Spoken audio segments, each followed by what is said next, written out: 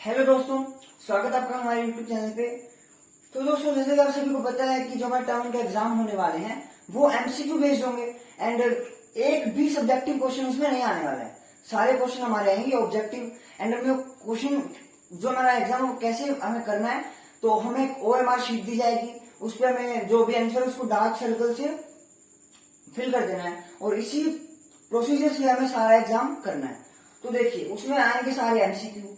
तो आज से हम अपने इस चैनल पे एमसीक्यू की सीरीज स्टार्ट करने जा रहे हैं एंड आज हम डिस्कस करेंगे क्लास 10th मैथमेटिक्स चैप्टर 1 है हमारा जो रियल नंबर्स, उसके कुछ एमसीक्यू डिस्कस करेंगे।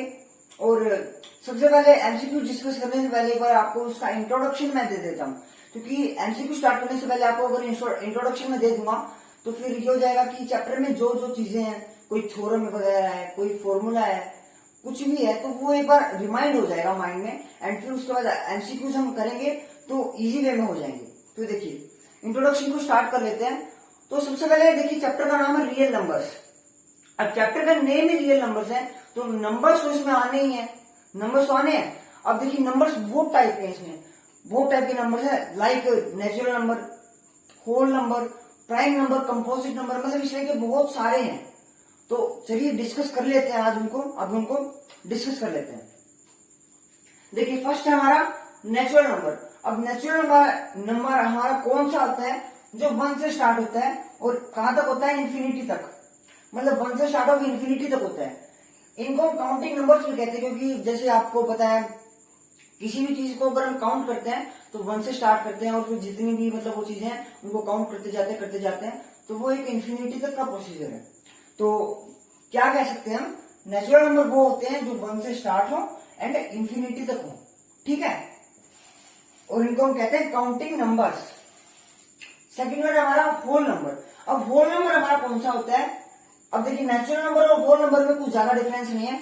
नेचुरल नंबर हमारा 1 से स्टार्ट हो रहा था और होल नंबर हमारा होता है 0 से स्टार्ट। देखिए मतलब क्या है, 0, 1, उसके बाद 2, उसके बाद 3, ये कर करके भैया हमारे आते हैं इंफिनिटी तक। मतलब ज्यादा डिफरेंस नहीं है उसमें नेचुरल और होल में। नेचुरल हमारे हो रहे थे 1 से स्टार्ट और इंफिनिटी तक थे। होल में एक एक्स्ट्रा नंबर एक जुड़ गया है, ऐड हो गया है, वो कौन सा है? 0।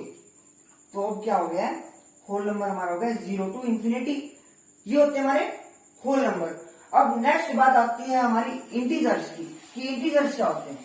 देखिए, इंटीजर्स वो होते हैं जो पॉजिटिव नंबर और नेगेटिव नंबर दोनों का मिक्सअप होते हैं। यानी एक नंबर लाइन ले लेते हैं हम। देखिए, एक नंबर लाइन है, यहाँ पे हमारा 0 है, यहाँ पे 1, 2, 3, इस साइड नेगेटिव होते हैं हमारे, -1 हो गया, -2 हो गया एंड -3 हो गया।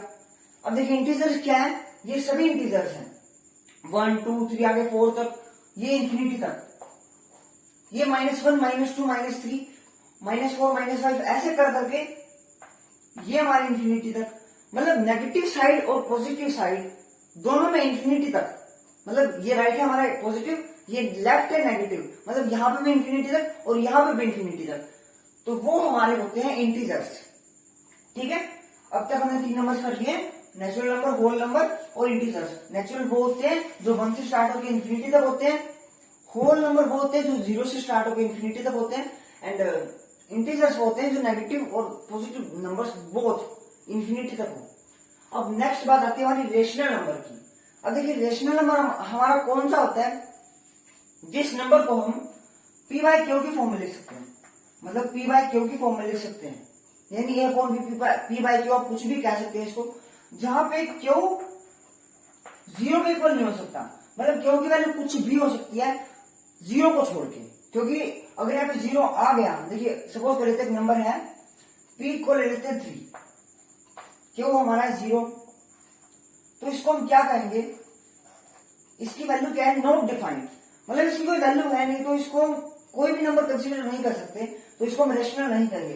तो इसलिए यहाँ पे एक होता है कि क्यों इक्वल नहीं होना चाहिए 0 के। और एक और होता है इसमें कि जो p एंड q है, p और q है, वो हमारे कौन से नंबर होने चाहिए? को प्राइम नंबर। को प्राइम नंबर हम आगे डिस्कस करेंगे, मतलब उनका HCF 1 होना चाहिए। सिंपल सी चीज क्या है, रेशनल नंबर को हम किस फॉर्म में लिखते हैं? p/q, q 0 के इक्वल नहीं हो सकता यहाँ पे, और p और q का जो HCF होता है वो होता है 1, ठीक है। अब नेक्स्ट नंबर हमारा आता है इरेशनल नंबर। इरेशनल नंबर हमारे वो होते हैं जिनको हम p/2 की फॉर्म में रिप्रेजेंट नहीं कर सकते, यानी √2 हो गया। अब कई बच्चे क्या कहते हैं कि सर देखिए √2 बाय में 1 क्यों इक्वल के 0 के इक्वल नहीं है, p/2 की फॉर्म है, रेशनल हो गया।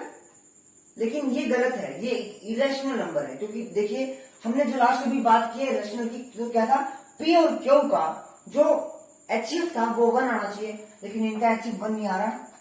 इनका HCF हम निकाल नहीं सकते क्योंकि ये एक इरेशनल नंबर है, और इसी को हम इरेशनल कहते हैं कि p/q की फॉर्म में हम उसको राइट नहीं कर सकते। अब देखिए नेक्स्ट नंबर हमारा आता है प्राइम नंबर। अब प्राइम नंबर हम किसे कहते हैं, सपोज को लीजिए नंबर है a, ये एक किस से डिवाइड हो, एक तो 1 से डिवाइड हो, एक मतलब इसके फैक्टर क्या हो, एक तो 1 हो और एक हो हमारा खुद ये a, तो वो जो नंबर होता है वो हमारे होते हैं प्राइम नंबर। यानी समझने की बात ये है कि प्राइम नंबर वो होते हैं जिसके 1 और इटसेल्फ को छोड़ के, मतलब एक तो 1 है जो हमारा नंबर और एक वो खुद है, उसको छोड़ के कोई भी मतलब उसका एक फैक्टर नहीं होता, उसके कोई फैक्टर बनते ही नहीं है, वो होते हैं हमारे प्राइम नंबर। एग्जाम्पल के रूप में आपको देना चाहूंगा 2। देखिए 2 के जो फैक्टर उसको क्या लिख सकते हैं, 2 किससे डिवाइड होता है, 1 से होता है भैया, 2 से होता है और किसी नंबर से नहीं होता है ना, तो एक तो 1 है एक खुद है, इसी से डिवाइड हो रहा है और किसी से डिवाइड नहीं हो रहा है, तो ये प्राइम नंबर है। एक और एग्जाम्पल आपको लेके दिखाता हूं मैं, 11 ले लीजिए। 11 किससे डिवाइड होता है, 1 से होता है, खुद 11 से होता है और किसी नंबर से डिवाइड नहीं होता है ना, तो वो होते हैं हमारे प्राइम नंबर। अब बात आती है कंपोजिट नंबर की, तो देखिए कंपोजिट नंबर हमारे इसके अपोजिट होते हैं। प्राइम में क्या था कि 1 और इटसेल्फ, 1 और इटसेल्फ से सिर्फ वो डिवाइड होता है, यानी 1 और इटसेल्फ ही उसके फैक्टर थे। अब कंपोजिट में इसका अपोजिट है, क्या है कंपोजिट में कि 1 और इटसेल्फ तो होंगे ही, उसके अलावा भी एक नंबर जरूर होगा, मतलब एक से ज्यादा कितने भी हो सकते हैं लेकिन एक नंबर जरूर होगा। एग्जाम्पल के रूप में आपको मैं देना चाहूंगा, देखिए 12 ले लीजिए। 12 किससे डिवाइड होता है, 1 से होता है, ठीक है, 2 से होता है, 3 से भी होता है, 4 से भी होता है, 6 से भी होता है और खुद 12 से भी होता है। मतलब कि कितने सारे नंबर्स हैं, 12 और 1 को छोड़ के भी बाकी हमारे पास 4 नंबर्स हैं, है ना, तो इसको हम कंपोजिट नंबर कहेंगे। एक और एग्जांपल ले लेते हैं 4। देखिए 4 है हमारा, 4 किससे डिवाइड होता है, 4 के फैक्टर क्या है, 1 से होता है, 2 से होता है और एक इस खुद 4 से होता है। मतलब देखिए जो हमारी शर्त थी क्या थी, 1 से होगा, इटसेल्फ से होगा और एक नंबर एक्स्ट्रा होना चाहिए, उससे ज्यादा कितने भी हो सकते हैं, तो वो यहाँ पे है, तो ये हमारा हो गया एक कंपोजिट नंबर। 4 हमारा एक हो गया कंपोजिट नंबर। नेक्स्ट बात आती है हमारी एक कंसेक्यूटिव नंबर की। तो कंसेक्यूटिव नंबर हमारे कौन से होते हैं, कंसेक्यूटिव का मतलब होता है लगातार। कोई भी 3 नंबर ले लीजिए आप, कोई भी 2 नंबर ले लीजिए लगातार, तो कंसेक्यूटिव होंगे। देखिए एग्जांपल के तौर पे 1 2 3 4 5 97 98, मतलब ऐसे कुछ भी 2 नंबर लगातार होने चाहिए बस, और कुछ यहाँ पे नहीं है, बस 2 नंबर या 3 नंबर में जितने भी नंबर्स हैं वो लगातार होने चाहिए, एक सीरीज में होने चाहिए, उनका डिफरेंस 1 होना चाहिए। जो यहाँ से नेक्स्ट नंबर है देखिए 1 2 एंड 3, 2 और 1 का डिफरेंस 1, 3 और 2 का डिफरेंस 1, यानी लगातार है ये नंबर, तो इनको हम कंसेक्यूटिव नंबर कहेंगे, ठीक है। नेक्स्ट बात आती है हमारी कोप्राइम नंबर्स की। देखिए कोप्राइम नंबर्स हमारे कौन से होते हैं, जिसका HCF होता है 1, यानी एग्जांपल देखिए 2 हो गया और 3। अगर हम इनका जो HCF निकालते हैं तो 2 और इसको 3 से करते हैं, तो देखिए इनका HCF क्या आता है, कॉमन फैक्टर क्या आता है, सिर्फ 1 ही इनका कॉमन फैक्टर है, तो वो इनका क्या होगा, HCF होगा, तो इनका HCF क्या होगा 1। तो वो नंबर्स जिनका HCF 1 होता है वो क्या होते हैं हमारे कोप्राइम नंबर्स। अगर अब देखिए एक ट्रिक बताता हूं आपको, अगर आपको प्राइम नंबर्स के एग्जांपल देने हो और अगर आपको उस टाइम याद नहीं है कि भैया हमारे जो प्राइम नंबर्स हैं वो कौन कौन से हैं, अब देखिए आपको कोई भी नंबर लगातार ले लेने हैं, 4 5 ले लीजिए, 5 6 ले लीजिए, मतलब जैसे हम कंसेक्यूटिव नंबर कह रहे थे ना, तो कोई भी कंसेक्यूटिव नंबर ले लीजिए, उनका HCF हमेशा 1 आएगा। क्योंकि देखिए अगर कंसेक्यूटिव हो गए वो तो उनका कोई कॉमन फैक्टर नहीं हो सकता, बिल्कुल भी नहीं हो सकता। तो उनका कॉमन फैक्टर सिर्फ 1 होगा एंड HCF 1 आ जाएगा और वो हमारे हो जाएंगे कोप्राइम नंबर्स। देखिए अब हमने नंबर्स की बात तो कर लिया खत्म। अब नेक्स्ट बात आती है हमारी इस चैप्टर में और क्या चीजें। देखिए HCF एलसीएम और HCF है इस चैप्टर में। हमें 2 नंबर दे देते हैं, 3 नंबर दे देते हैं, उनका एलसीएम निकालना है, HCF निकालना है, तो वो निकालना है इस चैप्टर में। अब इस चैप्टर में 2 फॉर्मूलाज भी हैं। कितने फॉर्मूला हैं? 2 फॉर्मूलाज हैं। कौन कौन से? फर्स्ट है हमारा A = BQ + R, where R equal और ग्रेटर देन 0 और लेस देन B। यानी मतलब क्या है, यहाँ पे एक नंबर है, सपोज कर लीजिए 7, एग्जाम्पल के तौर पर नंबर लेते हैं 7 को 2 से डिवाइड करते हैं, ठीक है। यहाँ पे 3, 6 एंड 1। देखिए यहाँ पे A जो है वो हमारा 7 है, यानी A इक्वल है 7 के। B इक्वल है, B हमारा होता है जिसे डिवाइड करते हैं, A होता है वो जो डिवाइडेंट होता है, ठीक है, और B होता है वो जो डिवाइजर होता है, क्यों? कोशिएंट एंड R हमारा रिमाइंडर। देखिए तो A हम 7 ले लेते हैं, B हमने 2 ले लिया, B की वैल्यू होगी 2, क्यों क्या आया? कोशिएंट क्या आया? 3। तो देखिए क्यों की वैल्यू यहाँ पे लिख लेते हैं, क्यों हमारा आया 3 एंड रिमाइंडर हमारा कितना बचा? 1। तो R की वैल्यू हमारी होगी 1। अब देखिए एक बार स्टेटमेंट में अगर हम पुट करके देखें तो क्या इक्वल होगा, देखिए चेक कर लेते हैं। A क्या है? 7, यहाँ पे 7 पुट करते हैं, इक्वल किसके होगा? B क्या है? 2 इंटू क्यों क्या है? 3 प्लस में R यानी रिमाइंडर 1। तो 7 is equal to 6 plus 1, 7 is equal to 7। तो इस हिसाब से हम कह सकते हैं कि ये फॉर्मूला हमारा करेक्ट है, बिल्कुल करेक्ट है। और ये फॉर्मूला आपको बताना चाहूंगा किसने दिया था? हमें इक्लूड्स ने दिया था। इक्लूड्स एक मैथमेटिशियन थे, उन्होंने हमें फॉर्मूला दिया था A = BQ + R, where R is greater और इक्वल टू 0 और लेस देन B। अब देखिए इस चीज का क्या मतलब वो भी समझाता हूं मैं एक बार आपको। देखिए R ग्रेटर और इक्वल टू 0, देखिए यहाँ पे R है जो वो क्या है? 1। 0 से ग्रेटर है तो R क्या दे रहा है? 0 से ग्रेटर और इक्वल। अब इक्वल भी आ सकता है, मान लो यहाँ पे हम डिवाइड कर रहे थे, 7 को डिवाइड किया ना 2 से, अगर 6 को करते रिमाइंडर 0 आता। तो जो R है, कंडीशंस क्या है? जो R है 0 को इक्वल हो सकता है, ग्रेटर भी हो सकता है, लेकिन हमेशा B से लेस होगा। B क्या? जो हमारा 2 है, इससे लेस होगा, क्योंकि अगर लेस नहीं हुआ तो फिर तो आगे डिवाइड हम कर मतलब तो हमारा जो हम समझ सकते हैं कि हमने डिवाइड गलत कर रखा है। अगर किसी केस में ना, देखिए अगर किसी केस में यहाँ पे 4 है, हमें करना है 2 से, अगर हम सीधा भैया ना करें, क्या कर दे, इसको 2 से डिवाइड करना, वैसे तो हमें यहाँ पे 2 आ जाएगा, मतलब 2 से डिवाइड करना है इसको, तो 4 और फिर 0, ऐसे हम इसको डिवाइड करते हैं। लेकिन अगर कोई बच्चा गलती कर देता है, देखिए कोई बच्चा गलती कर देता है, यहाँ पे 2 है, 4 है, यहाँ पे 2 ना लेके 1 ले ले और यहाँ पे 2 -2। अब देखिए क्या है हमारा जो यहाँ पे क्या है, एक लो कह सकते हैं इसको, क्या है कि R तो भैया B से शॉर्टर होगा, इससे बड़ा नहीं हो सकता। तो हम यहाँ पे समझ सकते हैं कि हमने कुछ गलती कर रखी है एंड फिर इसको आगे सोल्व कर सकते हैं, मतलब आगे इसको ठीक करके दोबारा इस क्वेश्चन को कर सकते हैं। तो ये फॉर्मूला हमारा हो गया। अब डिस्कस, अब देखिए सेकंड फॉर्मूला हमारा आता है। सेकंड फॉर्मूला हमारा, अगर HCF और LCM वाले 2 नंबर्स दे रखे, यानी 2 नंबर्स दे रखे हमें A एंड B, उनका HCF और LCM की प्रोडक्ट उन नंबर्स की प्रोडक्ट इक्वल होगी। ये हमारा नेक्स्ट फॉर्मूला है। इसको एक बार जान लेते हैं कि फॉर्मूला है क्या। तो इसको जानने के लिए एग्जांपल के थ्रू आपको समझाता हूं।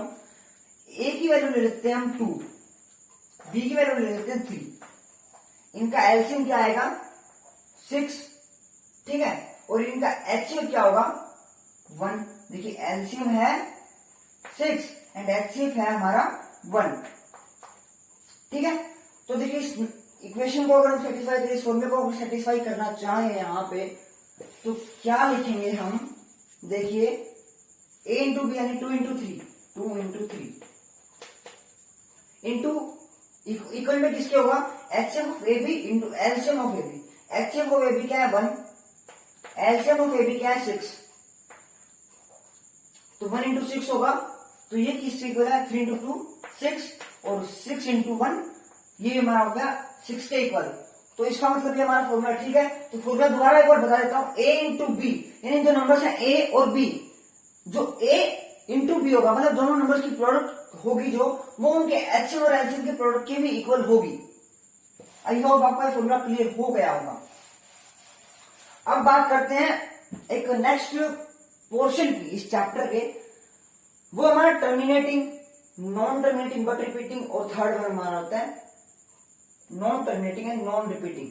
अब देखिए ये चीज क्या है, ये होते हैं डेसिमल एक्सपेंशन। अब डेसिमल एक्सपेंशन क्या होते हैं वो भी आपको बता देता हूं एक बार मैं। देखिए एक नंबर है हमारे पास 2/n, इसका डेसिमल एक्सपेंशन क्या होगा, इसको अगर डिवाइड करें तो क्या आएगा 0.2, तो इसका डेसिमल एक्सपेंशन हम कहेंगे टर्मिनेटिंग है। फर्स्ट है ना जो हमारा, ये टर्मिनेटिंग है, ठीक है। टर्मिनेटिंग क्यों है, क्योंकि ये टर्मिनेट हो चुका है, मतलब ये डिवाइड हो चुका है कंप्लीटली। अगर कोई नंबर डिवाइड हो जाता है ऐसे कंप्लीटली तो उसको हम कहते हैं टर्मिनेटिंग। एक और एग्जांपल आप लोगों को देता हूं, देखिए 2/3, अगर हम इसको डिवाइड करने लगे तो क्या होगा 2, और यहाँ पे 3 है, यहाँ पे 2 है, 0.6 लेंगे पहले हम, 18 आएगा, फिर 2 0 6 लेंगे 20 आएगा, सॉरी 18 आएगा, फिर 2 लेंगे, फिर 2 आ गया, फिर 0, ऐसे कर करके 6 6 6 6, मतलब इंफिनिटी तक होंगे 6, कभी इनका एंड नहीं हो सकता। और जब यहां पे एंड नहीं होता तो हम क्या लगा देते हैं, क्या कर देंगे हम 0.6 बार। इस बार का मतलब क्या है समझाता हूं, देखिए इस बार का मतलब ये एक नंबर बार बार रिपीट हो रहा है, बार बार रिपीट हो रहा है।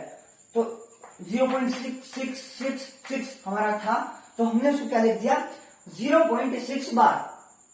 और ये हमारी कौन सी फॉर्म है, नॉन टर्मिनेटिंग, मतलब ये टर्मिनेट तो हुआ नहीं है, देखिए टर्मिनेट तो नहीं हो रखा यहाँ पे क्योंकि बार है।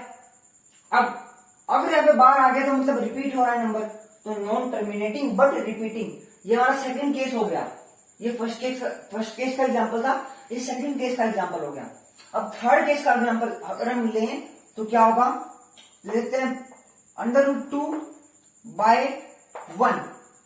देखिए अगर हम इसको टर्मिनेट भी करना चाहें तो हम टर्मिनेट नहीं कर पाएंगे, क्योंकि √2 एक इरेशनल नंबर है, और इरेशनल नंबर जो होते हैं उनका डेसिमल एक्सपेंशन जो होता है वो होता है non terminating and non repeating. इस चीज को याद रखिएगा, हमारे डेसिमल एक्सपेंशन की 3 फॉर्म होती हैं, first terminating, second non terminating but repeating, and third one होती है हमारी non terminating and non repeating. इस रिपीटिंग को हम रिक्योरिंग भी कह देते हैं, तो कई बार ये भी आ जाता है कि non repeating and non recurring, ठीक है। तो आपको अब एक चीज याद रखनी बताता हूं, अगर कहीं पे टर्मिनेटिंग और नॉन टर्मिनेटिंग बट रिपीटिंग, मतलब ये 2 केस हैं, ये 2 केस आपको कहीं पे दे रखे हैं कि भैया टर्मिनेटिंग है डेसिमल एक्सपेंशन या फिर नॉन टर्मिनेटिंग बट रिपीटिंग है, तो आपको समझ जाना है कि वो नंबर कौन सा है। वो नंबर है हमारा एक रेशनल नंबर। याद रखना आपको, जो फर्स्ट एंड सेकंड केस है वो हमारा डेसिमल एक्सपेंशन एक रेशनल नंबर की फॉर्म के हैं, और थर्ड है जो हमारा non terminating and non repeating, ये है हमारा एक इरेशनल नंबर।